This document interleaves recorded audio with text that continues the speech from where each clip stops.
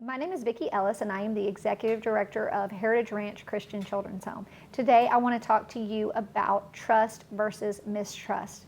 Trust versus mistrust is the first stage of Erikson's psychosocial stages of development.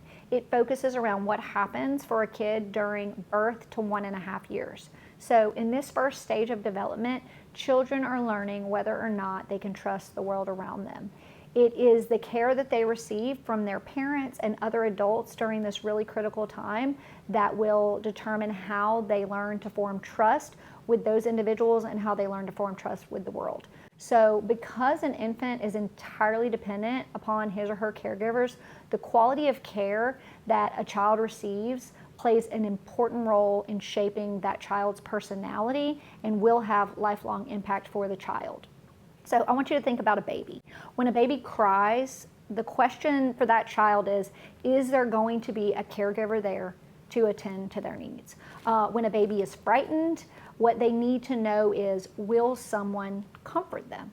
And when a child is hungry, what they want to know is, are they going to receive nourishment and food from their caregivers? So, by responding quickly and appropriately when an infant cries, there is a fundamental foundation of trust that is established between the child and their caregiver, and that foundation of trust teaches them something about the world around them.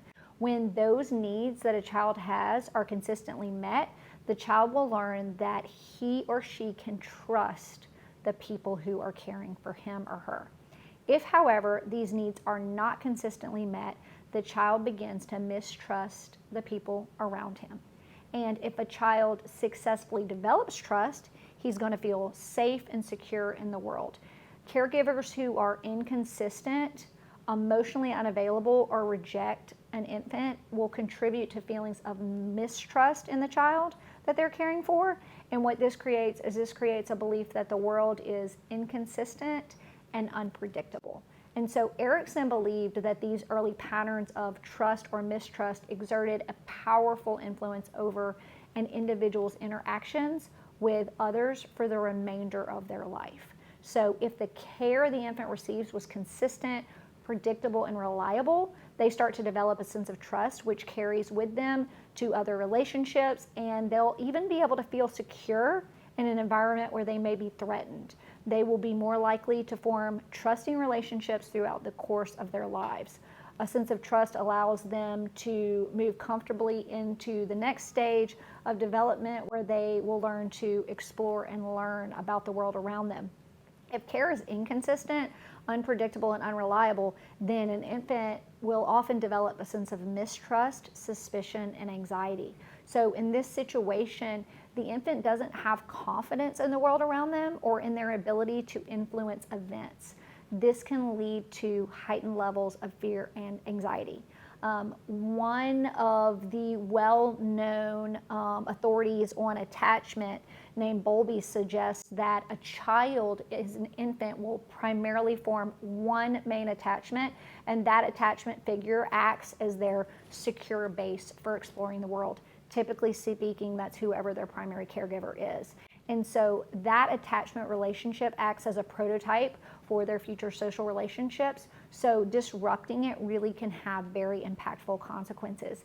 If an attachment is not developed during this period of time, then many children will suffer from developmental consequences and also often even reduced intelligence and even increased aggression. And so you've heard about children that haven't been nurtured, have been traumatized or abused in their childhood, or did not receive the care that they needed.